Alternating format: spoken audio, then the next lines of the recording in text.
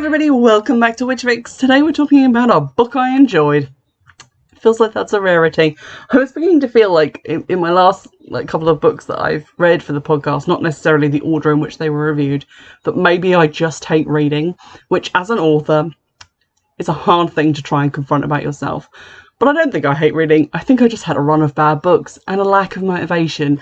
And the two things combined of the books that I was reading were bad books to me, that I wasn't enjoying, and the fact that I just didn't feel like the reading process. It really caused this circular problem where every time I read a book that I didn't like, I would feel less like reading, and then every time I was picking up a new book, I'd be like, oh, well, this is probably going to be terrible as well. I don't even want to be reading this. And that would cause me to not enjoy that book. But hopefully we're out of that cycle now. And we're back onto the Magical Bakery Mystery series because I got a couple of these for Christmas. And I finally feel ready to dive back in. I think I had a bad time with the last one that I read for the podcast, which I think was Some Enchanty Declare. If that was the one where they introduced the notion of memory wiping potions, right at the end of the book, and I was like, well, how the hell was I meant to know that was an option? We're back on firm ground now. This one is Magic and Macaroons, not Macarons. I'm very pleased that this was dealt with in the book, but there's a difference between the two, and I'm just forestalling anyone who is heading to the comment section to go, actually, it's macarons. No, those are different things. It just annoys me. Anywho, this one has a more voodoo-focused storyline, and here is the blurb. For magical baker Katie Lightfoot, the only way to beat the Savannah summer heat is to whip up some cool treats for the Honeybee Bakery's patrons. But when a meeting of the Spell Book Club is interrupted by a stranger collapsing on the floor of her shop, mumbling something about a voodoo talisman, Katie drops everything to begin investigating. Her search for answers quickly leads her into a dangerous blend of Savannah's most potent witches, a powerful missing charm, and a killer who seems to be targeting the city's magical community. And with the case getting hotter by the second, Katie will have to work fast to track down the talisman and the killer before the timer runs out.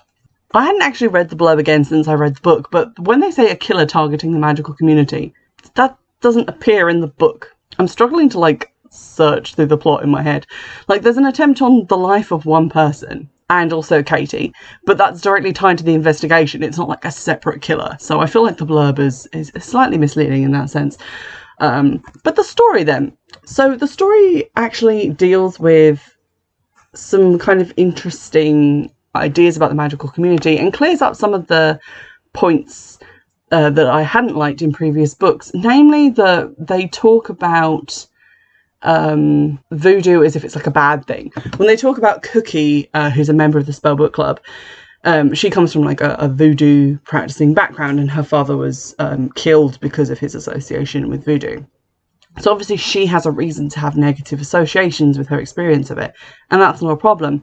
But they talk about her as if she's the morally ambiguous one of the group because she has experience in black magic, evil magic, because she's connected to voodoo in this way. And that always kind of rubbed me up the wrong way. But in this they do clarify that it isn't so much that it's evil, it's just the fact that it can be used in an evil way. So that is framed slightly differently, actually kind of clears up some of that negative connotations that have been put on it through the other books. So the story then, basically, Katie and her little spellbook club are getting together and they're talking about a spellbook that Katie has picked. And they're kind of going off on it and saying that, oh, this person doesn't know anything about what they're doing. Why have they bothered to write a book about it? It lacks anything about intention. And on page 4 it says, she forgets that spells are tools by which we send intentions into the universe. And not to say that physical things like water and salt and herbs and stones, blah, blah, blah, all those things have power of their own to be tapped and shaped, but without intention that power is chaotic and ineffective. I mean, that's definitely a belief that you can have, but a book not catering to that doesn't make it a bad book. When I talk about books that just say things that I don't believe in, it's okay, well, that is not something that I believe. And I usually say, oh, I skimmed over this because it's not something I believe in. It's only if that thing is being presented as true fact, this is the only way to do it, that I get annoyed about it. And I usually try and present alongside that what I believe instead. So that kind of rubbed me up the wrong way in the first couple of pages, but this does become kind of relevant later on, because they're saying that this sort of neophyte has written this book, and she has a guru who's a much older man, and they talk about the potential for abuse and, you know, fake mentors and all that stuff. And they talk about how it's like blind devotion on the part of his followers and that sort of thing. So that does become slightly relevant later, but not like, I would say, hugely relevant. It's just a fun thing that comes back later on in the story. But in the middle of this meeting, the door gets banged on. They open it. Some woman comes in and is like, I've lost the talisman. Franklin Tate told me that you needed to find the talisman. And then she nearly dies. Like, she has like a sort of heart issue. I don't know if it's actually a heart attack or just like a minor, like, her heart stops beating for another reason. That's not minor, Sarah. That's fatal.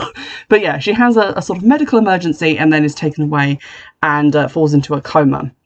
And they find out she's the niece of Franklin Tate, who is the policeman who appeared in like one of the early novels, called Katie a light witch and then vanished. And she got a psychic message from him, I think in some Enchanted Eclair, saying that he had failed to be her guide and he was sending someone to like help her. This is slightly complicated when they find his body quite soon after this, and he's only been dead for like a few days. But she got that message saying that, like, from his spirit months ago. So how can he both have been dead for like all those months and yet only recently died? You're damn right it's got something to do with comas. You're so clever. Anywho, so basically the whole story is Katie trying to work out what happened to Franklin, like how he was killed, why he went missing 3 months ago, and only now just turned up dead. Where has he been in the intervening time, and what case was he working on? Also trying to find the Gree/talisman, which his niece was looking for to try and, you know, get her out of this coma. And the niece gives her one clue before she falls into this coma and says you need to find the Voodoo Queen. It turns out there are 3 of these in Savannah, so we go on a little journey and we go and meet all of them. And Cookie becomes instrumental in that. She's there to like make the introductions and bring Katie around inside this community. And it's a really kind of interesting look at Cookie as a character and her relationship with Katie, because they get to go around and spend more time together. We get to focus on her a little bit and her new marriage and her experience with voodoo in the past. And I really like that, and like getting to, because I find Katie's friend group or Spellbook Club a little bit interchangeable. Like sometimes it'll be like, oh, Mimsy and Jada and the other one, I can't remember her name, showed up, and I have no clear picture of any of these people in my mind, and I'm just like, oh yeah, okay, so these people are here now, and I think one of them has a dog. I just sort of gloss over descriptions of them, but this really made Cookie stick out in my mind, and I was kind of happy to like spend a bit more time with her. The actual mystery was fairly good. It was a bit surprising at the end. I mean, I'm going to get into spoiler territory now, because fairly early on in the book, we are introduced to Steve's new girlfriend. Steve is the guy who I hate, but who is apparently a love rival for Declan the hot fireman, who Katie's in a relationship with. And he has this new girlfriend called Samantha, which instantly made me think of Samantha from Sex and the City. And she's very blonde, and she's very assertive, and very, like, Kate doesn't like her immediately. And she seems a bit off, and for some reason Steve proposes to her like 2 weeks after they met. So I kind of had her fingered as the baddie for most of the book, and they did throw some like credible alternative suspects in my way as we progress through the story, but it was definitely her at the top of my suspect list. But there was a sort of background plot and other people involved which I did not see coming, so that was very good. So that was very enjoyable. I like the mystery element to that. The ending did feel a little bit like rushed, because they go ploughing into this like life or death situation, and then it's over within a couple of pages, and it's very dramatic for a second and then very not. Which I think I've said before about some of the other ones, but it just kind of feels like for a second the pace of the book really ramps up and then it's back to normal, and it feels like, oh, that was a weird blip. There we go. Speaking of Declan, we get a little bit more about him and how he's connected to this guy in his family who may or may not be a leprechaun. God, I hope he's not a leprechaun. But he basically functions as like a guardian spirit who Declan becomes more open to, and he can kind of take over Declan's body for short periods, like if he needs to get him out of danger. And he uses this to like save Katie at one point. So Declan's becoming like more at ease with the magical side of things, and that's great to see.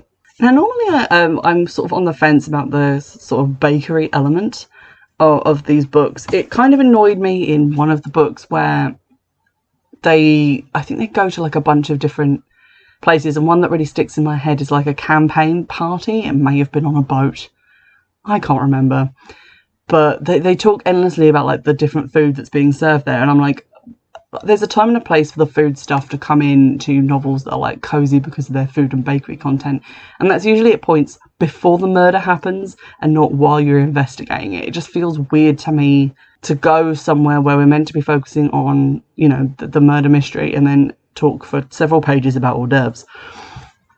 But this one really struck that balance well. We had bakery stuff in the bakery, and then sometimes she would take like pastries to someone if she was like going to talk to them about murder, which is very polite.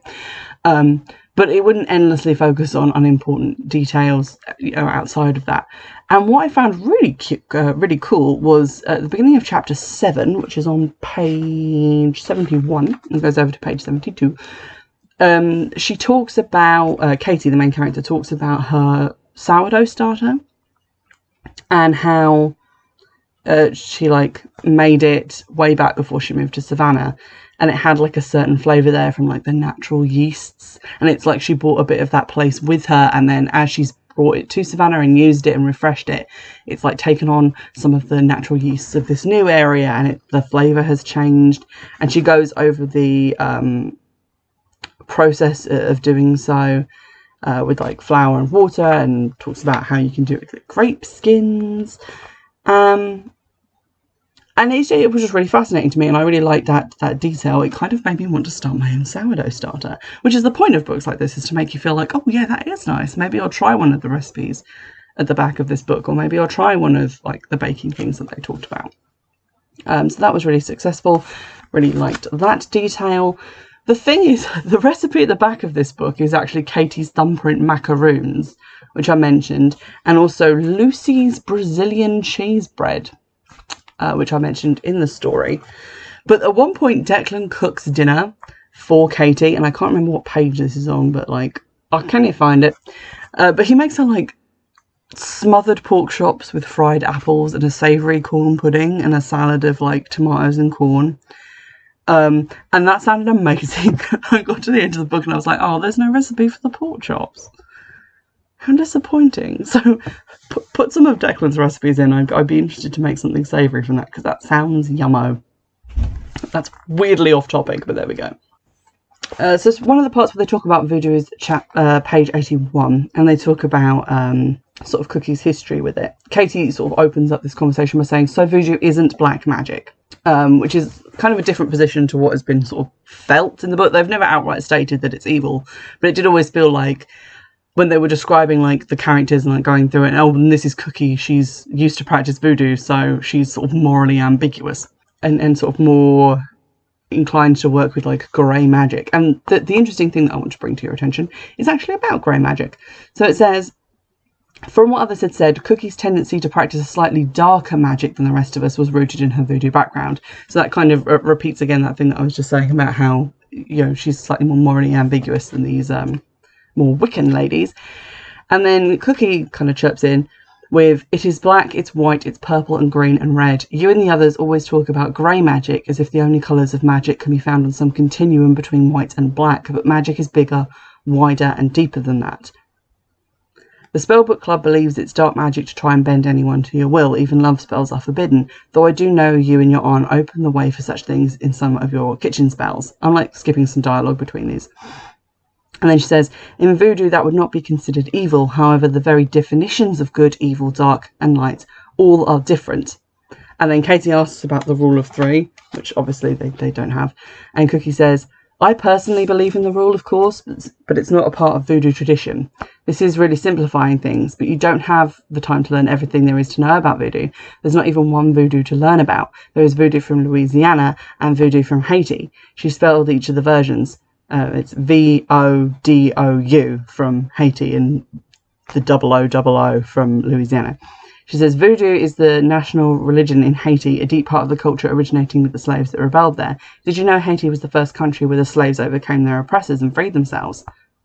And there's Vodun, I'm just going to say it phonetically, which originated in West Africa and holds the seeds of Haitian voodoo.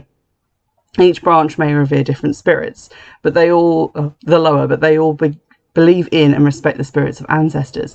But then there are regional variations of hoodoo, which is more of a folk practice. There is Gullah-based version here in the Low Country. Okay, I said, it was starting to sound pretty complicated. So what kind of voodoo queen are we looking for? So she kind of runs it down and gives kind of analogous points to it. But I give this part of the book credit for two reasons. One, because it says at the beginning that Cookie is not telling us everything. She's saying, like, Katie, you're trying to solve a murder here. I can't teach you the whole history of this incredibly diverse set of religions and practices in one car ride on the way to see a lady. I'm just going to give you a little bit of information. Is that information correct? It sounds kind of consistent with other things that I have read. I'm not going to go out and say, like, it sounds correct to me because I'm not an expert, but it sounds plausible and it sounds in line with other stuff that I have read.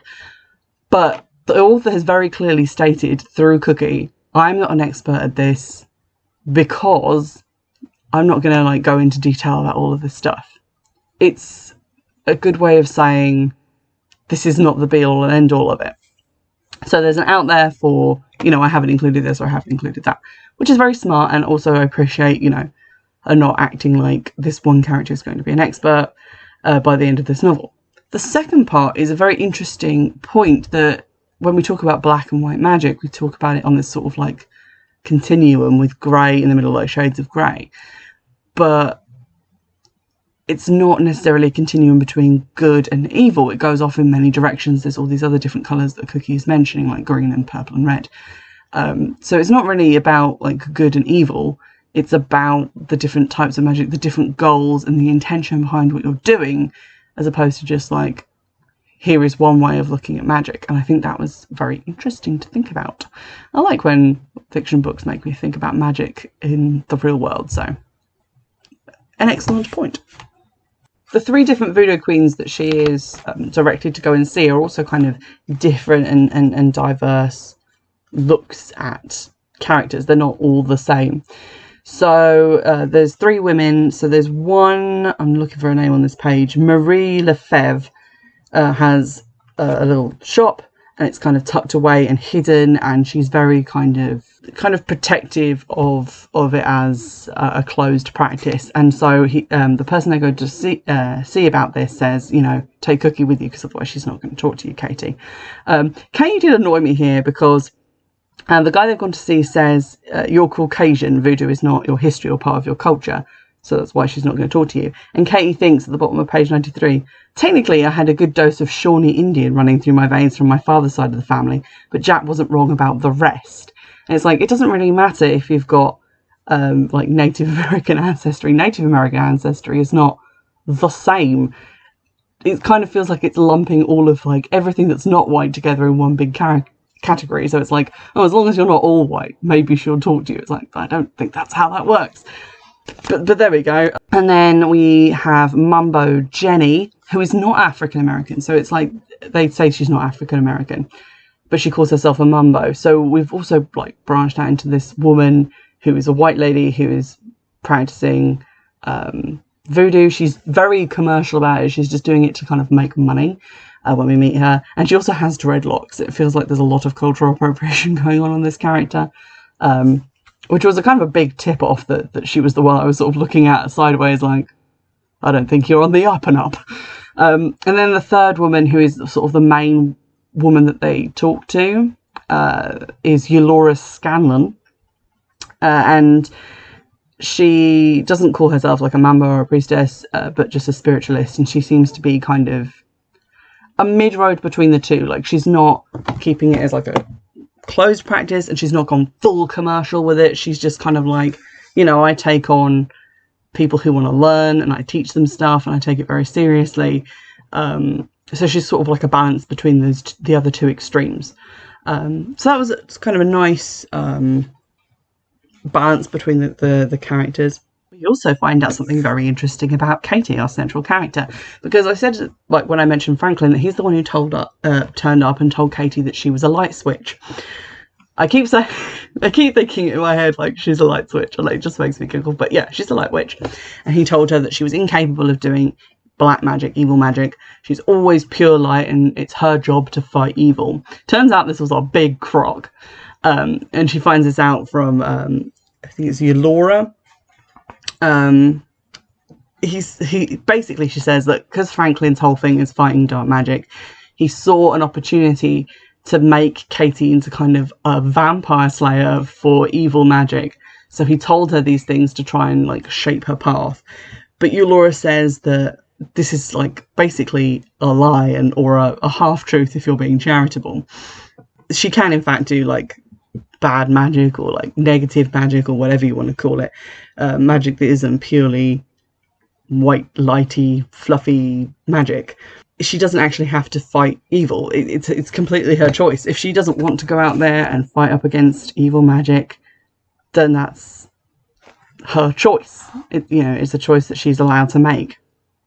She says on page 204, it is not a gift you are obligated to use. So, like many things, like just because you're talented at something, just because you have it in your power to do something, no one can make you do it for the good of humanity. And she tells her that this is a choice that, she has to make the choice that she can live with.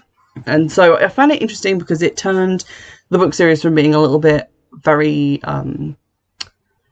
simplistic, and it's like, oh, this guy turned up and said, oh, Katie, hero of the book series, you are only capable of goodness, and it is your job to be good against all of the evil things. This book takes a much subtler look at things and kind of tempers that in a way that I found very interesting. I like the way that it's going to like maybe impact Katie's character later on, and she'll have the choice that she can do more sort of morally grey things if she has to. Again, at the end, we had a sort of touch of the supernatural. Just at the end, it was a moment in sort of the midpoint of the novel as well. But it was much less overtly supernatural than some Enchanted Eclair. So in some Enchanted Eclair, we had people, losing whole chunks of their memory because of this fucking memory potion, which I'm never going to get over. But in this, it's a little bit... It's not really like less or more subtle, but it is kind of less stuff. So there's like a fire that starts at Eulora's house, and Katie has to like help her escape. And she feels in the fire this sort of magical, malignant intent that is directing the flames towards where it's going to cause the most damage, where it's going to find more fuel. It's kind of helping the fire to like cut them off and trap them in the house. And you can kind of write that off as just the way Katie thinks. But it's not like... I know at this point we're sort of past magical realism. We accept that there is magic. This sort of thing can happen in this universe, but it keeps it more on an even keel. It's less like kind of Harry Potter fantasy levels. And then at the end, she sees this gree, this voodoo talisman that they've been looking for, and it used to have like a white fringe at the bottom, but now it's black because someone has taken it, and basically if you possess it, you can turn it to evil means, or like the opposite of what it was originally meant to do. And this kind of throws that whole original concept of there being more than just black and white magic out the window, because it's like, oh no, if an evil person has the talisman, the tassels turn black. And then when Katie gets it, they turn white again. Which is again kind of overt magic, but it's not like, a giant dragon made of fire pursuing you down the street. So it's I found it just hit the right note for me in terms of like realism and magic. And Cookie also gets her familiar this book, which is very sweet. So all in all, quite a nice return to the series. I did enjoy it. I think the next one is called Spells and Scones, and it's about a writer who gets murdered. So if that book hadn't already come out when I started reviewing these, I would take that person. No, I wouldn't. But so I'm going to read that one next. And I think I've got the next one after that in the series because I found it online, but then I'm out of them again, so I'll have to see about getting some more. But although I did get a little bit annoyed, or very annoyed at the previous installment in the series, I feel like there's good books and bad books in every series, and there's always a point in the series that I've looked at where it's like, this book nearly killed my enjoyment. But that's just like a personal thing, because obviously some books are going to be more one thing than the other, and if that's the thing that you don't like, then you're shit out of luck. But this was a really good one. I really enjoyed it. I liked that it was about the difference between macaroons and macarons as well, because that's a little bugbear of mine. And I'll get on to reading the next one so I can review it for you guys. In the meantime, if you'd like to recommend any other book series, I know there's so many like cozy mystery series out there with witches in, but if you could recommend another good one, that would be great. Drop those in the description and drop those in the comments on YouTube, and I'll probably see that sooner than I will if you send an email, but you can also email me, or you can contact me on Instagram. And in the meantime, I will see you in the next one. Bye!